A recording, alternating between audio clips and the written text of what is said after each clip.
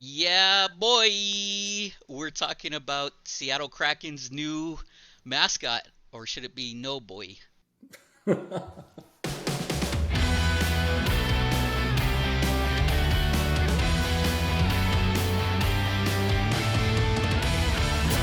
Montreal, San Jose, 2 minutes for chirping.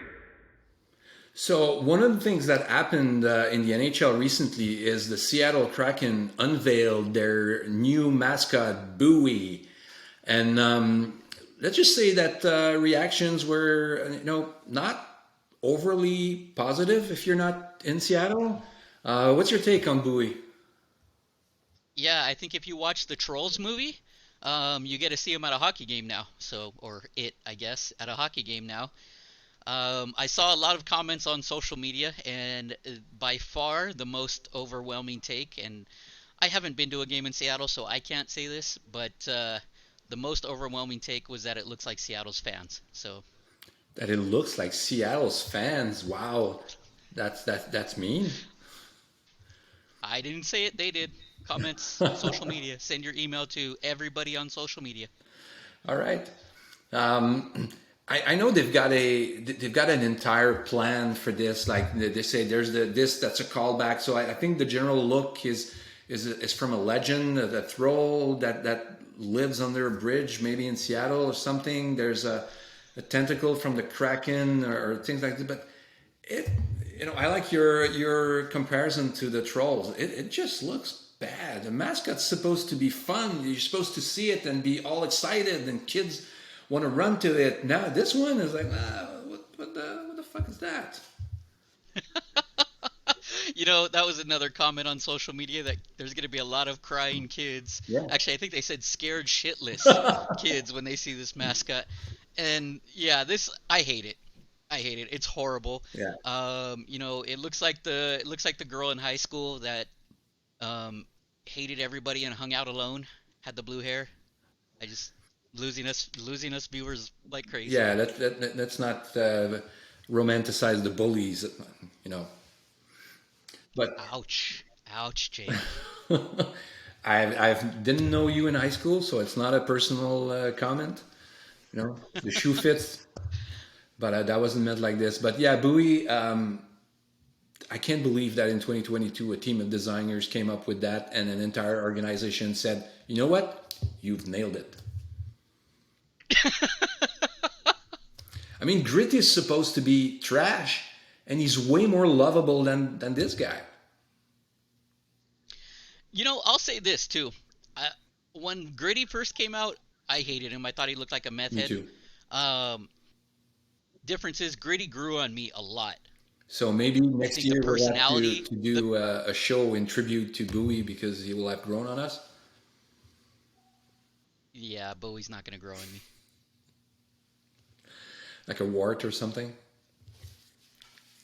He already looks like a wart. That's why I said that. All right, enough about that crappy mascot.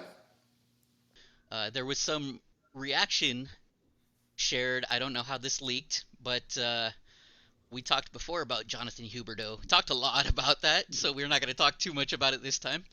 And apparently, when he was informed by the Panthers GM that he was traded, his response was, "Fuck you, Bill." Can you blame him? No, He, he put up great numbers and gets traded yeah, in, his later prime years for a guy who has great potential but hasn't really done a lot yet. No, I'd be pissed too. yeah, me too. But they keep saying it's a business. Our former GM had a famous quote where he said, "If you want loyalty, buy a dog." It goes both ways. I think the players will definitely not hesitate to go to free agency and try to manipulate their destiny as much as they can. So can you blame a GM for selling high? Probably not. Did he really sell high though? I mean, Well, look at who Calgary has now, and look who Florida has now. But we'll see. yes, it's debatable, but I think he saw his contract coming up. After a year, he had a year left. You know, Huberdeau signed an extension in Calgary that is not cheap. Maybe internally they felt his last year was an outlier. Outlier, sorry. It's okay, I got you. Yeah, I mean, I know they use a lot of analytics and everything, so maybe that's it. Maybe he's due. Maybe they feel he's due for regression and they want to maximize the return. But at the same time, these guys. Imagine if I think we had that conversation before. Imagine your boss, can just call you up and say, "Hey, James, we sent you to a different company. You're moving to, I don't know, Idaho. You Pay me, pay me 8 million a year or whatever he's making. I'll do it. all right for sure." But still, you might have chosen. Well, was Huberdeau? No, Huberdeau was drafted by Florida, right? It's a good question. I think so. So it's not like he chose Florida, but maybe he's built his life there. Maybe I don't know if he's got kids.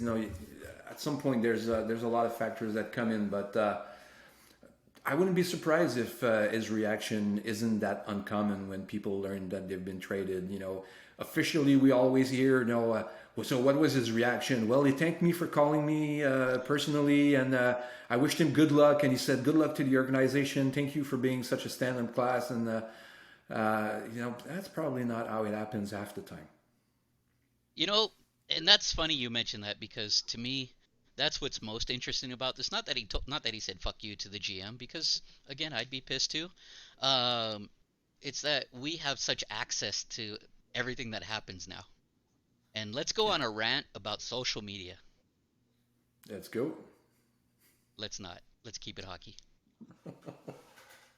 So we got a question in the comments from previous episodes from Jeff Long, who says, well, he actually has two questions. For the first one is, if you can only pick one, what is more important to have? 6 good defensemen or a good goalie? That's a very good question, Jeff.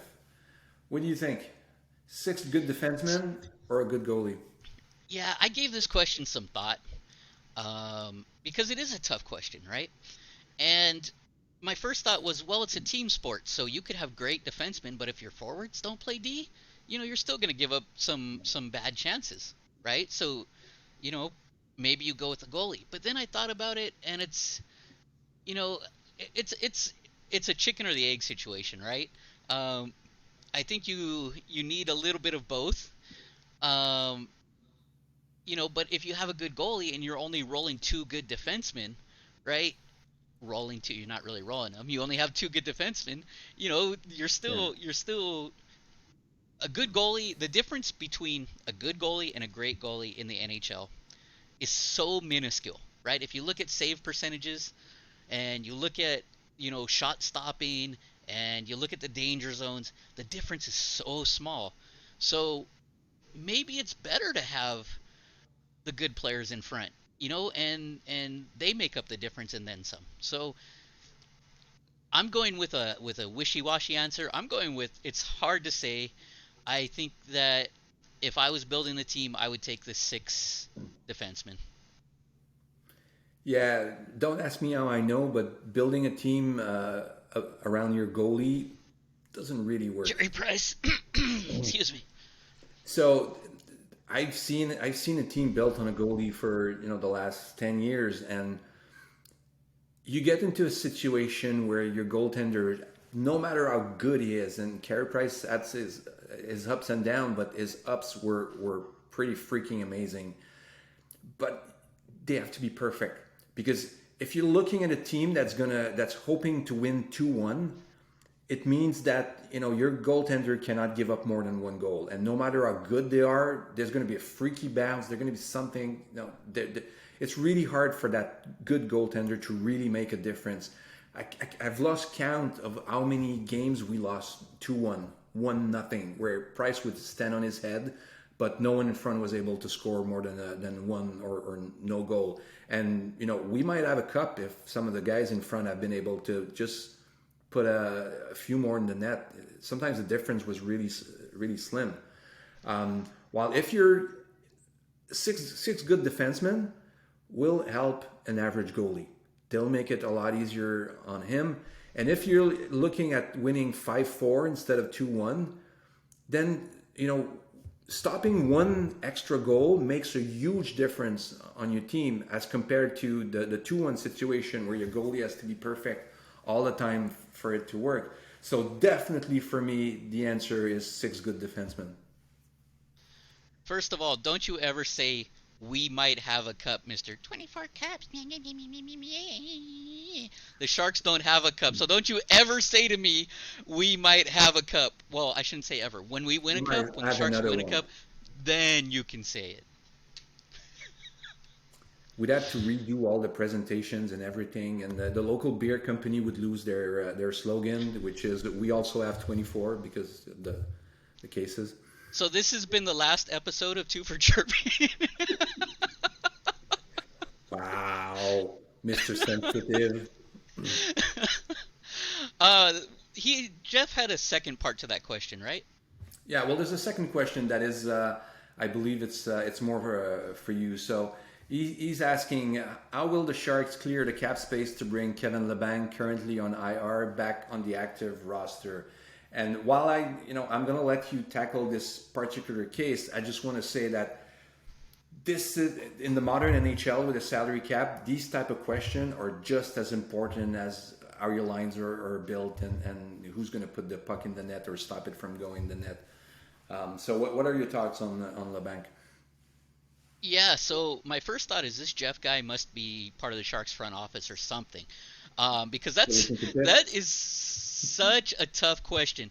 Um, you know, I like LeBanc. I think he's a great guy. He's had his ups and downs as a player. He looked like a phenomenal prospect and kind of fell off, and then made it back a little bit and got injured. Took a team-friendly contract, which sucks for him.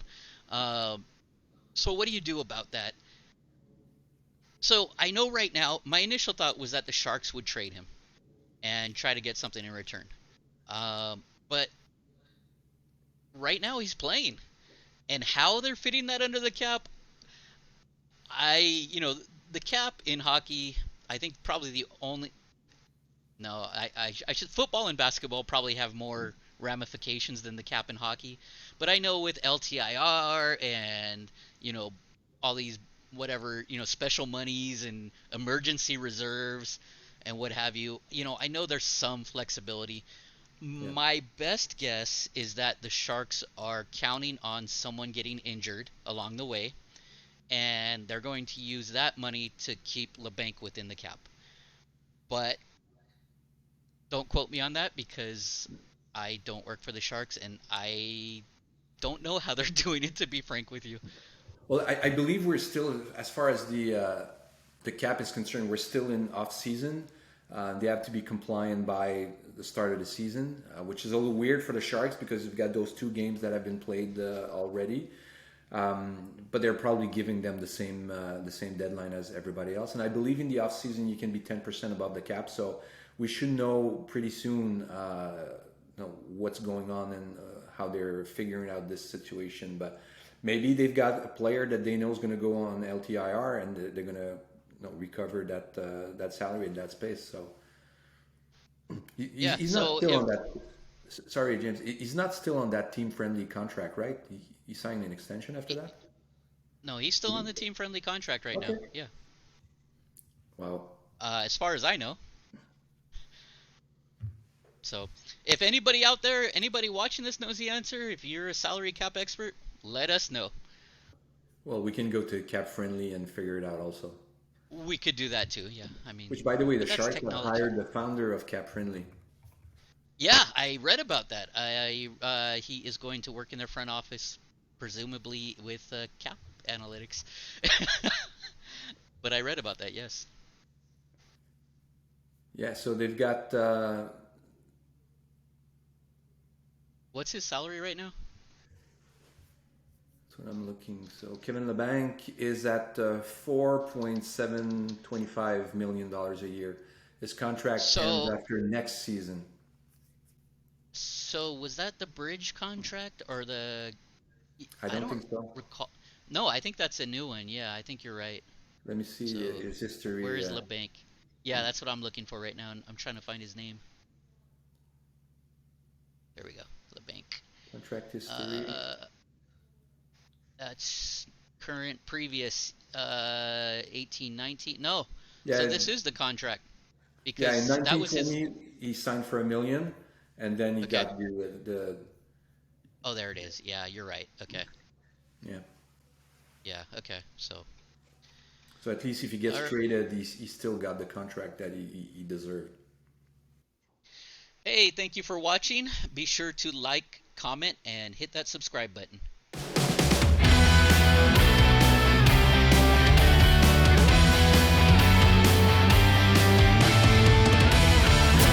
Montreal, San Jose. 2 minutes for chirping.